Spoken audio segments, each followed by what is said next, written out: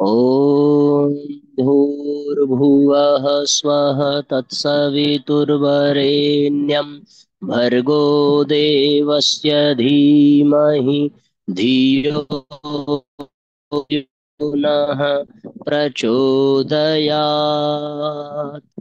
ॐ सद्गुरुचरणकमलेभ्यो नमः।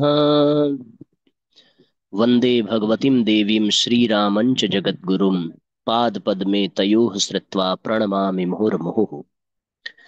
परम पूज्य गुरुदेव परम वंदनीय माता जी के दिव्य संरक्षण में विराजमान ऑनलाइन दैनिक स्वाध्याय के आज के इस सत्र में आप सभी आत्मीय बंधुओं का बहुत बहुत स्वागत, बहुत बहुत अभिनंदन है साथियों। आइए भावपूर्वक आज के सत्र का हम सभी शुभारंभ करते हैं। सभी परिजन शीघ्रता पूर्वक आज के सत्र को अधिक से अधिक शेयर कर दें और अधिक से अधिक लोगों को आज का लिंक भेज दें, जिससे कि सर्वाधिक लोग परम पूज्य गुरुदेव के और गायत्री मंत्र के विषय में जानकारी प्राप्त कर सकें, उनको इसका आध्यात्मिक लाभ प्राप्त हो। कल हम सब लोगों ने साथियों नया विषय प्रारंभ किया था गायत्री मंत्र के विषय में, क्योंकि नवरात्रि की साधना हम सभी गायत्री मंत्र की कर रहे हैं, तो उस संदर्भ में थोड़ी चर्चा, थोड़ा चिंतन आवश्यक है। कल हम लोगों ने गायत्री शब्द के अर्थ के विषय में जाना था कि किस प्रकार से गय को प्राण कहते हैं, त्र को त्राण कहते हैं, गयान प्राणान त्रायते सा गायत्री, ये हम लोगों ने जाना था, जो हर प्राणी में प्राण तत्व है। उसके बाद आदि शंकराचार्य जी द्वारा परिभाषित गायत्री शब्द की व्याख्या हमने सुनी थी। गीयते तत्व मनया गायत्री थी, जिसका गान करने से उस परम तत्व का ज्ञान हो जाता है, वास्तविकता का बोध हो जाता है, ऐसी ऋतंभरा प्रज्ञा को गायत्री कहते हैं। गायत्री वो बुद्धि है जो सद्गुण से भरी हो, जो दैवीय तत्वों को अपनी ओर आकृष्ट करती हो, जो मानव के मस्तिष्क को और मानव के जीवन को कल्याण की ओर, सात्विकता की ओर, सद्गुणों की ओर प्रेरित करती हो और दिन प्रतिदिन उसका अधिकाधिक कल्याण हो, जो उसके भीतर के तामसिक गुणों को नष्ट करे, उसको गायत्री कहते हैं। गायत्री का वैज्ञानिक आधार हम लोगों ने सुना था कि किस प्रकार से वो ब्रह्म की परम इच्छा शक्ति, महाशक्ति के रूप में प्रस्फुटित होती है और सारे सृष्टि को जन्म देती है। मन बुद्धि चित्त अहंकार जितने भी हैं, ये सब के सब हमारे पंच तत्व, पंच तन मात्राएं, ये सब गायत्री और सावित्री रूप, इसका दो स्वरूप कल हम लोगों ने गायत्री और सावित्री के विषय में सुना था। उसके पश्चात साथियों हम लोगों ने मंत्र विज्ञान के बारे में जाना कि मंत्र का उच्चारण करने से जो ध्वनि, जो शब्द प्रस्फुटित होते हैं, वो एक प्रकार से तालाब में फेंके गए कंकड़ के पश्चात उठने वाली जल तरंगों की तरीके से बहुत दूर तक वातावरण में फैलते हैं और अनेकों सूक्ष्म परमाणुओं में कंपन पैदा करते हैं। फिर जैसे रस्सी में पत्थर को बांध कर तेजी से चारों ओर घुमाया जाए, उससे एक गोल घेरा बन जाता है, उसी प्रकार से मंत्र के शब्दों का बार बार उच्चारण करने से एक ऐसा ही क्रमबद्ध, लयबद्ध, तालबद्ध होकर के भाव पूर्वक दोहराने से एक ध्वनि तरंगों का वृत्ताकार स्वरूप बन जाता है, जो साधक के अंदर बाहर पूरे ब्रह्मांड में एक ऐसी असाधारण शक्ति का प्रवाह उत्पन्न कर देता है, जिसके परिणाम स्वरूप मंत्र के अनेकों चमत्कार साधक के जीवन में दिखने लगते हैं। फिर हम लोगों ने साथियों गायत्री मंत्र के अर्थ के विषय में जाना था और अर्थ का विचार करने से तीन तथ्य प्रकट हो रहे थे कि ईश्वर के दिव्य गुणों का चिंतन, उसको अपने अंतःकरण में धारण करने का प्रयत्न और सद्बुद्धि की प्रेरणा के लिए प्रार्थना, ये तीन विशेष सूत्र निकल करके आए थे। फिर अलग अलग करके हम लोगों ने इन सूत्रों पर भी चिंतन किया था कि ईश्वर के दिव्य गुणों का चिंतन करने से हमारा जीवन श्रेष्ठ रहित, पाप रहित श्रेष्ठ तेजस्वी हो जाता है, क्योंकि जिन गुणों का चिंतन करेंगे वो हमारा जीवन भी वैसा ही बनता चला जाएगा। तो ईश्वर आनंद स्वरूप है, दुख रहित है, श्रेष्ठ तेजस्वी, पाप रहित है। इस तरीके से अपने विचार और स्वभाव को हम जब ऐसा बना लेते हैं, तो वो हमारे जीवन में व्यवहारिक दृष्टि में परिलक्षित भी होने लगता है। ईश्वर को अपने अंदर धारण करने की प्रक्रिया दूसरा तथ्य था कि अपने रोम रोम में उस परमात्मा को बसा लेना और कण कण में उसका अनुभव करना, हर घड़ी ईश्वर का ब्रह्मानंद का आभास हो, इससे बड़ी स्वर्गीय स्थिति और क्या हो सकती है। और तीसरा तथ्य था सद्बुद्धि की प्रेरणा के लिए प्रार्थना। ये मंत्र का तीसरा भाग था।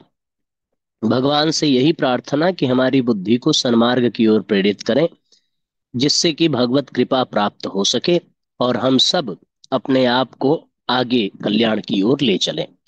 अब गायत्री मंत्र के शब्दों का दिव्य संदेश हम लोग यहाँ पर सुनेंगे।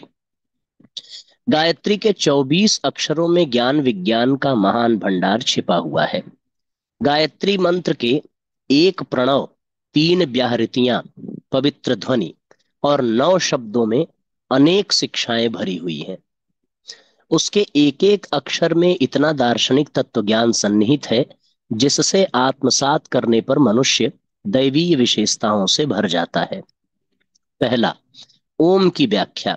ओम ओम को साथियों प्रणव कहते हैं, और भू भुवः स्वः ये 3 शब्द जो हैं इनको 3 व्याहृतियां कहते हैं। व्याहृतियां अर्थात पवित्र ध्वनि। इससे जो प्रस्फुटित ध्वनि है वो अत्यंत पवित्र मानी गई है। तो पहले ओम की व्याख्या। ओमकार को ब्रह्म कहा है। यह परमात्मा का स्वयं सिद्ध नाम है। योगी समाधि अवस्था में पहुंचकर जब ब्रह्म का साक्षात्कार करते हैं तो उन्हें एक ध्वनि सुनाई देती है। यह नाद ओमकार ध्वनि से मिलता जुलता होता है। उसे ही ऋषियों ने ईश्वर का स्वयं सिद्ध नाम बताया है और उसे शब्द ब्रह्म कहा है। ओमकार को अपनाने से गुण कर्म स्वभाव में ब्रह्म तत्व की मात्रा बढ़ती है। फलस्वरूप मनुष्य स्वर्ग मोक्ष अमरता सिद्धि मंगल निर्भयता आत्मदर्शन ब्रह्म निर्वाण मनोजय शिवत्व की ओर बढ़ता है। ईश्वर के इस स्वयं सिद्ध नाम ओम का अवलंबन ग्रहण करके मनुष्य ईश्वर की ओर ही चल पड़ता है। अर्थात साथियों, ओम ही हमारा परम लक्ष्य है। ओम भगवान का नाम है। ये शब्द ब्रह्म है। ऋषियों ने अपनी समाधि अवस्था में अपने अंतर जगत में एक दिव्य ध्वनि सुनी और उस दिव्य ध्वनि का स्वरूप बिल्कुल ओम जैसा है। उसी ओम ध्वनि का अवलंबन लेकर के वो ईश्वर की ओर चल पड़ते हैं। यही प्रक्रिया सिद्धि मंगल अमरता आत्मदर्शन का स्वरूप कहलाती है। अब आगे है साथियों गायत्री मंत्र की 3 व्याहृतियां। भूः भुवः स्वः। गायत्री में ओमकार के पश्चात भूः भुवः स्वः यह 3 व्याहृतियां पवित्र ध्वनि आती है। यह तीनों व्याहृतियां अनेक दिशाओं का संकेत करती हैं।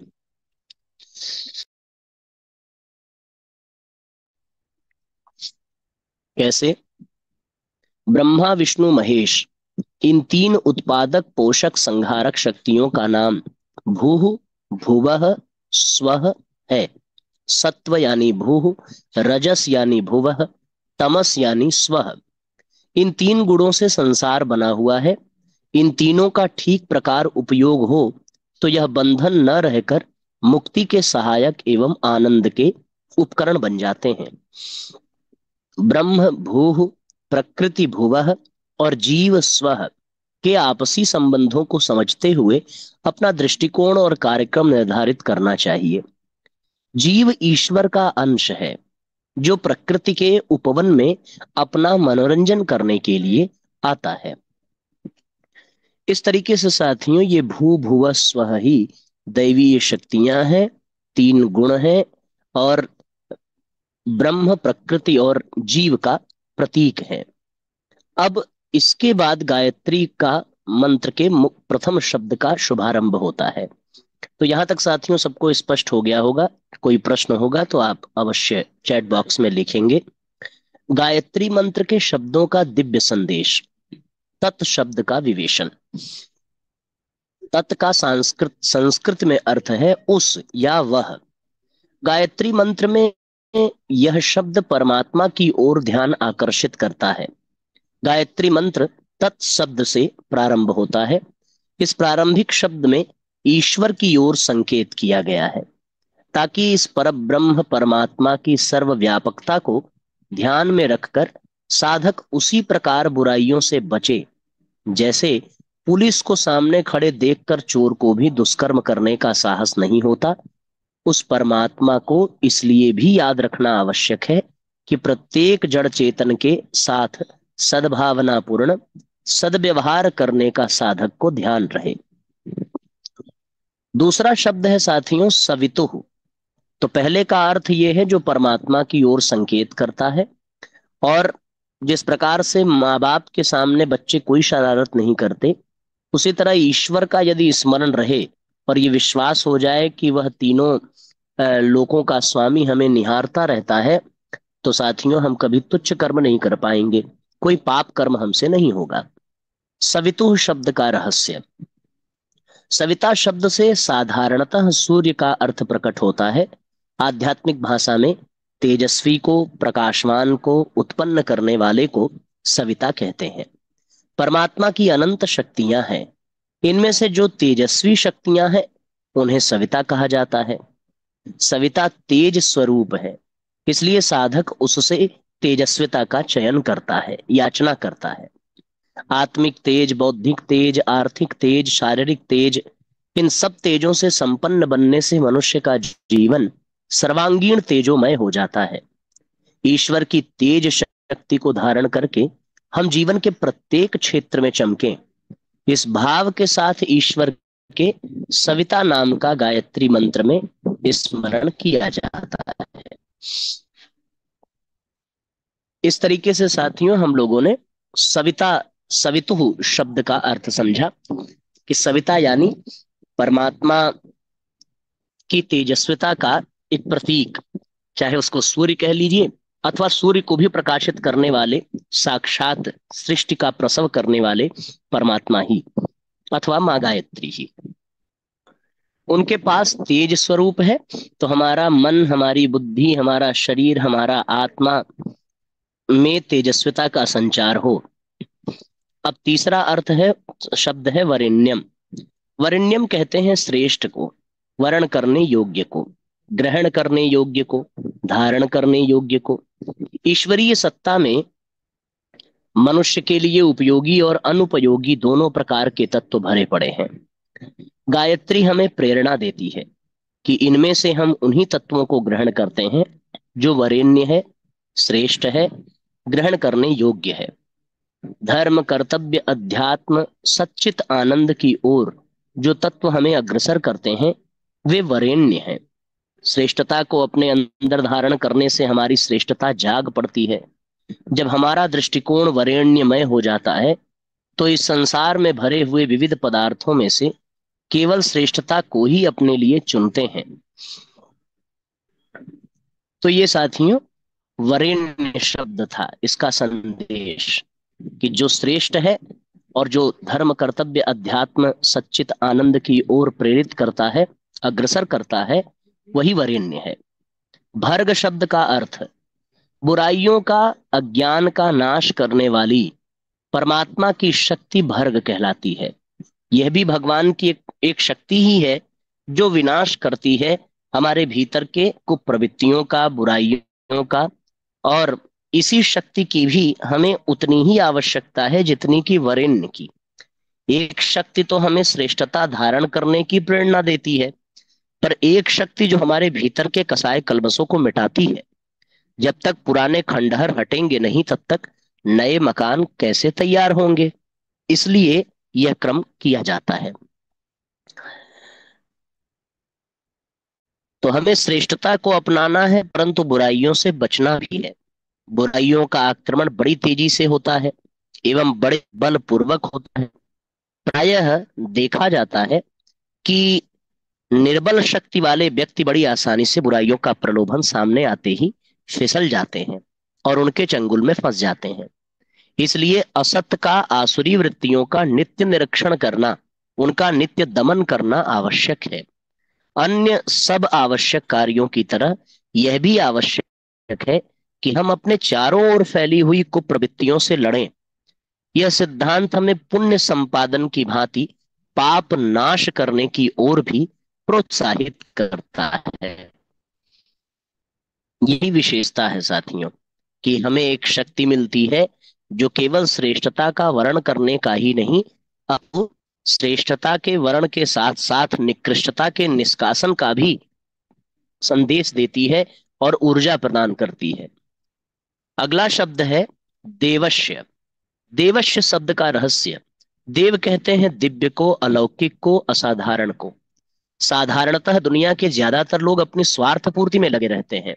वह साधारण व्यक्ति जो हर किसी से लेने की इच्छा करते हैं वो लेवता है, परंतु वे असाधारण व्यक्ति जो अपनी शक्तियां सामर्थ्यों को स्वार्थ पूर्ति और छल कपट में न लगाकर दूसरों की सेवा में लगाते हैं, सदैव देते रहने की इच्छा करते हैं, वे देवता हैं। गायत्री में देवश्य शब्द द्वारा परमात्मा के देव स्वरूप का स्मरण किया गया है ताकि साधक दिव्य बने, दिव्य तत्वों से, दिव्य सिद्धांतों से और दिव्य विश्वासों से उसका अंतःकरण भर जाए और उसके विचार तथा कार्यों में दिव्यता ओतप्रोत होती जाए। मरने के बाद जिस दिव्य लोक को प्राप्त करने की लोग कल्पना किया करते हैं वह उन्हें इस लोक में प्राप्त हो जाए, ये दिव्यता का संचार है साथियों। गायत्री का देवस्य शब्द परमात्मा के देव स्वरूप दिव्य तत्वों का और दिव्य सिद्धांतों का और दिव्य विश्वासों को अंतःकरण में परिपूरित हो कर देता है, देवत्व की ओर ले जाता है। अगला है धीमहि शब्द का अर्थ।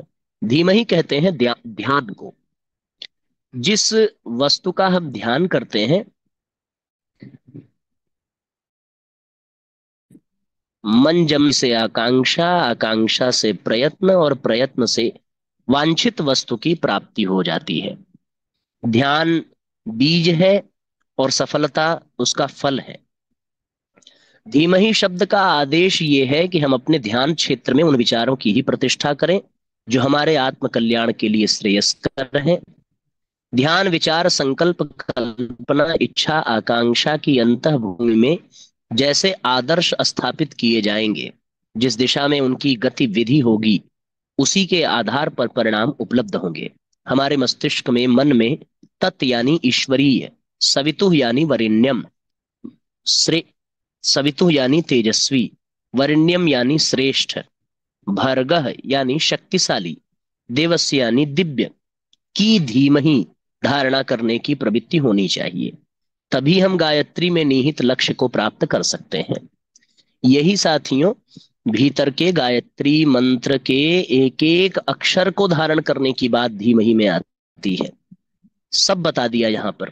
किसको धारण करना है? तेजस्विता से युक्त जो हो। किसको धारण करना है? जो श्रेष्ठ हो। किसको धारण करना है? जो शक्तिशाली हो, हमारे भीतर के कसाय कलमश मिटा सके। किसको धारण करना है? जो देवश्य हो, दैवीय तत्वों से परिपूर्ण हो। उसी को धारण करने की बात कही गई है धीमहि शब्द में। अब अगला शब्द है साथियों धीयः। धी कहते हैं बुद्धि को। बुद्धि के कितने ही नाम हैं, अक्लमंदी, चतुरता, होशियारी इत्यादि। दुनिया में जितने भी बदमाश, धोखेबाज, झूठे, दुष्ट प्रकृति के मनुष्य हैं प्रायः होशियार और चतुर ही होते हैं।